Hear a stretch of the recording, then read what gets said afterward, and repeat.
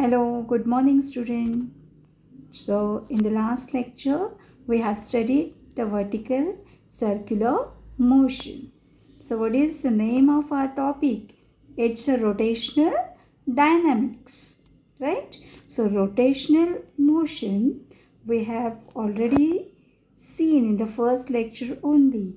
When an object is performing rotational motion, at that time the particles of that object is performing circular motion. So till here we have seen the kinematics and the dynamics of the circular motion. Now we are proceeding towards rotational motion. Okay. So today we are going to discuss the new physical quantity, that is moment of inertia. Okay. So we have seen some analogous quantities in rotational motions or in circular motions with in translation motion. Which are those? That is the displacement, velocity, acceleration. All these are analogous quantities. In case of circular motion are angular displacement, angular velocity, right? Angular acceleration. And even we have seen that the force in translation motion, the analogous quantity for that in rotational or circular motion is torque, which we have studied last year, right? So we'll just recall it also once again. Now, what about the mass? Now, mass in translational motion. Okay, the physical quantity mass in translation motion. Is there any analogous quantity for mass in rotational or circular motion? Let us study today. Okay, so for that we'll consider one thing which you are doing daily. Now see, when you open or close the door, what you do? You are applying certain force, right? You are applying certain force on the door. Now, if you will consider, see, when you will apply the force at different positions, when you will push the door at this point and when you will push the door from this point, okay, you will see there is a difference in the efforts. Okay, if you will push the door from this point in the middle, you have to do some more efforts, or you have to push it with a large force. And if you will push it from the edges, you will no need to take that much efforts, means you will need a less force here. So the mass in rotational motion, because this door is rotating about one axis. Okay, the door is rotating about one axis when you push or when you pull the door, means it is having some angular displacement at this axis, right? So the mass of these particles, the particles, mass of this particle, right?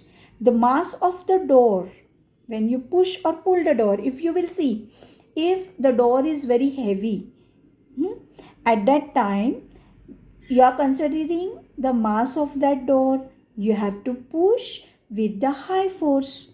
And if it is light, you don't have to that much force to push or pull, right? But even though it depends on the mass, not only on the mass of these particles, but it also depends on the distribution of the mass from the axis of rotation. Not only the mass, whether the door is heavy or light, it also depends on from which distance, how much is the distance from the axis of rotation. Suppose this is r1 and this is your r2, right? If the distribution of the mass, how much, at what distance the mass is distributed, or from where you are applying the force, on that distance also this mass depends in case of rotational motion. Okay, so when we are considering rotational motion or the mass in the rotational motion, we are not considering only mass like in case of translation motion, but along with the mass we are considering here the distribution of the mass. Okay, the distance from the axis of rotation of the mass. So to get the exact relation or to get the exact analogy in rotational motion with the translation motion, let us consider or let us find out the expression for the kinetic energy of the object in rotational motion. Then we'll get the exact relation of mass in translation and in rotation motion. Okay, so we'll now consider the rotational motion, the kinetic energy in rotational motion. So let us see this. We'll consider one object. Okay, now this is an arbitrary object. It is taken of any shape. Okay, now this object consisting of a number of particles. Let this object is rotating with some constant angular speed omega. Okay, let this is an axis of rotation, means the axis of rotation is passing through the center of this object and perpendicular to the plane of this object. Okay, now when this object will perform the rotational motion, at that time these particles 1, 2, 3, they will perform a circular motion about this axis. Okay, let m1 be the mass, m2 be the mass and m3 be the masses of these individual particles, and r1, r2, r3 be the distance of these masses from the axis of rotation. Okay, and this object, the whole object is rotating with the angular speed omega. Okay, when the object is rotating with the angular speed omega, at that time these particles will perform the circular motion with the angular speed omega, with the same angular speed, but they will not have the same translational speed, that is the linear speed. Yeah, they have a different linear speeds. Why? See, because we know the relation between the linear and angular speed. So linear speed v is equal to r omega. Here r changes. The r is different. The particles are at a different distance from this axis of rotation. If r changes, this product will change, even though omega is constant. That's why v changes. So linear velocities of these particles are different, but the angular speed is constant. So let us write first the linear velocities of these particles. Suppose now it is having a n number of particles. We'll consider the first particle, the linear velocity of the particle 1 having the mass m1. v1, let we call it as a v1. v1 is equal to r1 omega. Right? V is equal to r omega. So we'll call here r1 omega. Omega is constant. For second particle, it is equal to V2. V2 is equal to R2 omega. Likewise, this object consists of number of particles. So you can write for n number of particles, Vn is equal to Rn omega. Okay. So these are the linear velocities of all the particles. Now about the kinetic energy. So we know that the translational kinetic energy. So before going to rotational kinetic energy, so this rotational kinetic energy of this whole object is equal to the sum of translational kinetic energies of each particle. So let us find out the translational kinetic energy of each particle. So the kinetic energy, the basic formula for kinetic energy is half mv square. So kinetic translational kinetic energy of first particle is equal to, suppose it is equal to half, mass is m1, v1 square. Now we have, what is the value of v1? How much is the linear velocity? It is equal to r1 omega. So we'll substitute here. It will become r1 omega square. So you will get the translation kinetic energy for the first particle. It is equal to half m1 r1 square omega square. Taking the square on for the both the quantities. Okay. So similarly, we can find the kinetic energies of all the particles. So for the second particle, it will be half m2 r2 square and omega square. Okay. So, and so on for the n number of particles. Okay. Now we have to find the rotational kinetic energy of the whole object. So what is a rotational kinetic energy? Rotational kinetic energy is the sum of kinetic energies of all the particles, translational kinetic energies of all the particles. So write down. So it is equal to half the kinetic energy of the first particle plus kinetic energy of second particle plus third plus so on. So which is equal to, we can take, we know that is m1 r1 square omega square plus half m2 r2 square omega square and so on. We can take here half common. So what will remain in the bracket? That is m1 r1 square plus m2 r2 square plus dot dot mn rn square, and again omega square is also common. It is a constant. So it is equal to half. Now this is summation. So you can substitute like this. This is a summation, sum. So it is equal to summation I goes from 1 to n mi ri square omega square. Okay. So instead of this bracket summation mi ri square, we can substitute here one new physical quantity, that is capital I.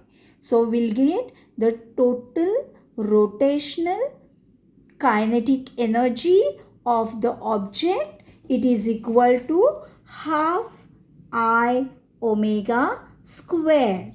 This is I is a new physical quantity, and we call this as moment of inertia of that object. Now see where I, what we have found, I is equal to summation I goes from 1 to n mi ri square. Okay. So rotational, we call this physical quantity I as the rotational inertia or moment of inertia. So how it is analogous with the mass? Let us study. So we'll know that the translational kinetic energy is equal to half m v square, and we have found now the rotational kinetic energy is equal to half I omega square. Now half, these are the constants only, And if you will see the translation motion, the linear velocity is analogous to the angular velocity omega in case of rotational or circular motion. So here if we will see, the mass is in translation motion, and here the moment of inertia in rotational motion. So from this the comparison of these two, we can say that moment of inertia in rotational motion is analogous to the mass in translation motion.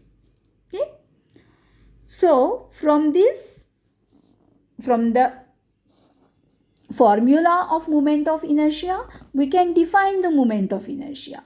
So what is the moment of inertia? How we can define the moment of inertia of any object about the given axis is equal to the sum of product of, okay, it is the sum of product of mass of the particles, mass of the individual particle, and square of distance of the particle from the axis of rotation. So in this way we can define the moment of inertia from its formula. Okay. So what will be the unit for moment of inertia then? Mi Ri square. The unit for m is kg, and for this is meter. So kg meter square will be the unit. Okay. So from this formula we can get on which quantities this moment of inertia depends. So moment of inertia depends on the mass of the individual particles, obviously, and the second one also it depends on the distribution of mass, means on the distance of that particle from the axis of rotation. So distribution of mass about the given axis of rotation. Okay. Suppose now we have considered this axis through the center. Suppose the position of the axis changes, then the distribution of the mass about the axis also changes. Okay, so that's why at that time moment of inertia also changes of the same object. So the moment of inertia depends on the distribution of the mass about the given axis. Okay. So till now, one more thing, that till now we have considered the particles m1, m2, m3, m4, and we have added them. That is the summation, right? 1, 2, 3, 4, like this. This is a distinct particles.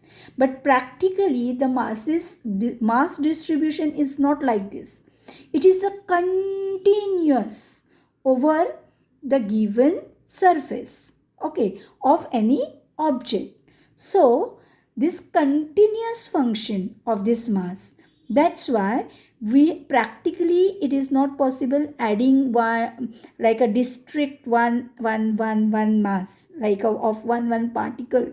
So it's not a summation, so we are taking it as a continuous distribution, which is so in continuous distribution the summation is replaced by integration. So here we can write moment of inertia I is equal to integration r square dm. So what is a dm? Dm we have taken here the mass of the smallest particle, and r is the distance of that particle from the axis of rotation. And when you will take the integration of all a whole this r square dm, you will get the moment of inertia of that object about that given axis. Okay. So here we are using I is equal to integration r square dm. Is it clear? Now we'll see the applications. Let's find some moment of inertia of a uniform ring. Okay, our first application here is, let us find the moment of inertia of a uniform ring. Okay, so what is a uniform ring? Uniform ring means it's a ring having the mass distribution, uniform mass distribution about its circumference, over its circumference. So everywhere the mass distribution is same. Okay, so let us consider the axis which is passing through its center and perpendicular to plane. Then the distance of any mass on the circumference of the circle from the axis of rotation will be same. That is its radius. Let it be capital R. Then to find the moment of inertia of rotation of this uniform ring, it is equal to, from the definition, I is equal to summation mi Ri square. Okay, so here Ri square, Ri, there is no any R1, R2, R3. All the particles are at the same distance from the axis of rotation. That is capital R. So here we can write, instead of R, so it is equal to, for each particles, we can write here M1 R square plus M2 R square, right? Dot dot dot dot, you can take it as it is, but everywhere even these masses are same, right? M1, M2, M3, it is equally distributed. So here you can take R common, and when you will take the summation M1 plus M2, it is nothing but into your R square, common R square, and this addition of this all the particle, it comes equal to capital M and R square. Anyhow, mass distribution is equally distributed. So here the moment of inertia comes equal to M R square. Is it clear? So M is the mass of the whole ring and R square, that is R is the distance from the axis of rotation. So moment of inertia of a uniform ring, moment of inertia of a uniform ring comes equal to mr square, where m is the mass of the ring and r is the distance from the axis of rotation, or you take the radius of the ring. Okay, thank you. So I think you have understood this much part. So in the next lecture, we'll find the moment of inertia of the disc. So at that time, the ring is hollow here, right? Nothing is here. The mass distribution is along the circumference only. But in case of disc, it will not. In case of disc, the mass distribution is inside also. So how we have to find the moment of inertia for the disc? That we'll study in the next lecture. Thank you. Bye.